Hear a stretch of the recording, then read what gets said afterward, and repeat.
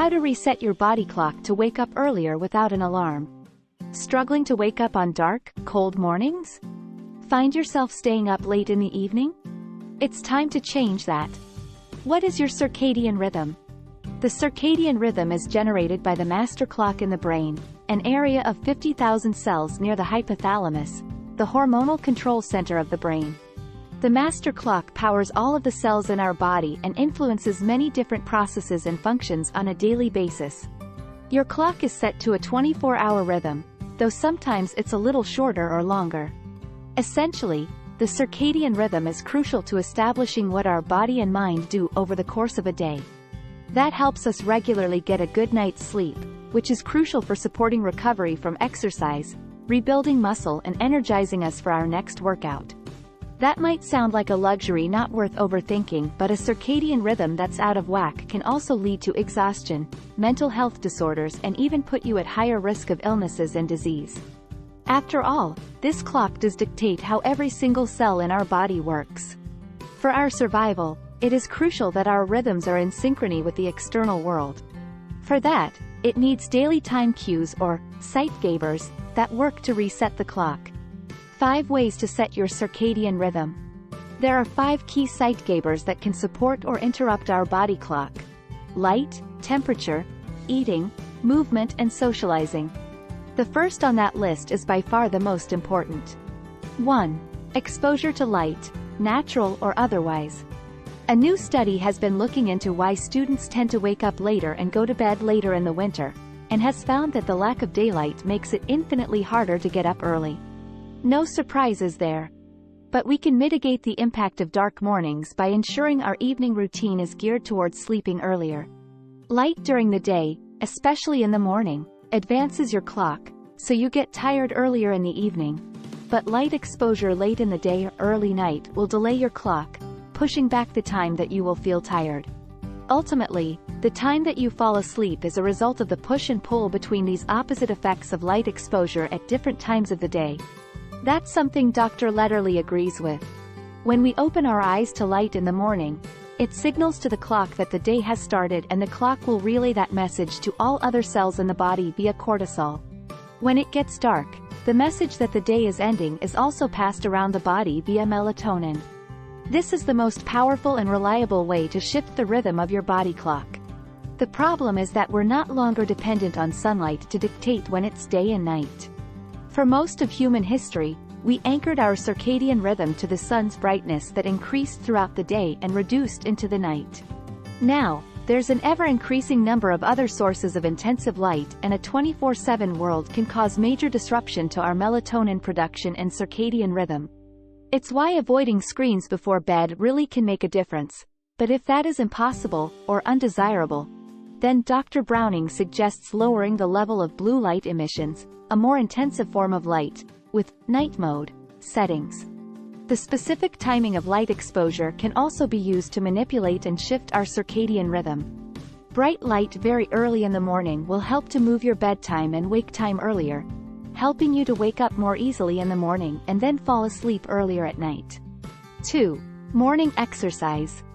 The brain knows that we don't move as much at night as in the day. In fact, in REM sleep stages the body is temporarily paralyzed. For that reason, exercise can signal wake and sleep times to the body.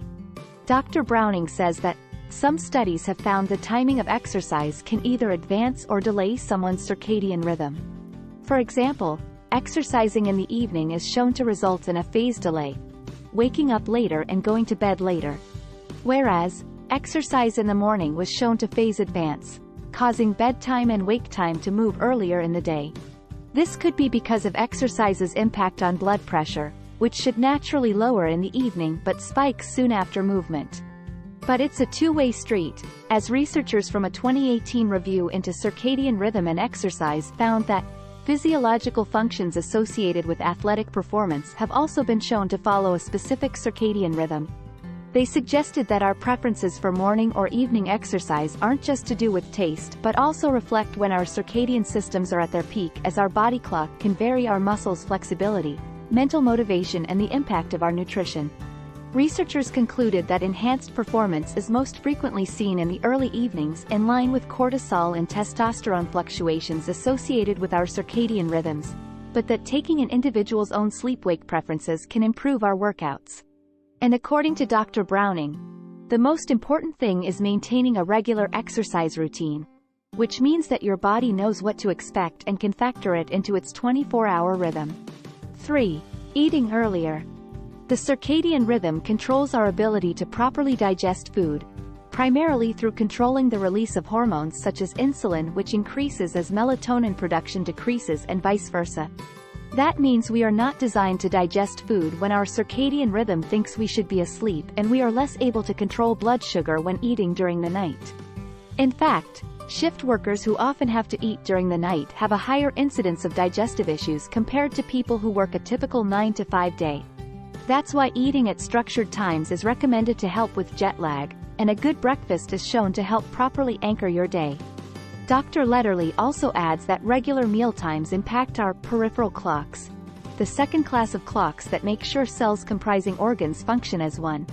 The clocks in your liver and digestive system are, of course, impacted by eating. The issue is when organ clocks and the master clock behave as if they were in different time zones. It can cause a misalignment within the body which, over time, increases the risk of metabolic diseases. Dr. Browning suggests sticking to regular and traditional times, i.e. breakfast, lunch and dinner, to signal timings to your body clock and support your sleep cycle. 4. Keeping cool at night, and sleeping naked. It is long established that our circadian rhythm controls our core body temperature. We have a slightly warmer body temperature during the daytime, and as bedtime nears, our body temperature starts to drop slightly.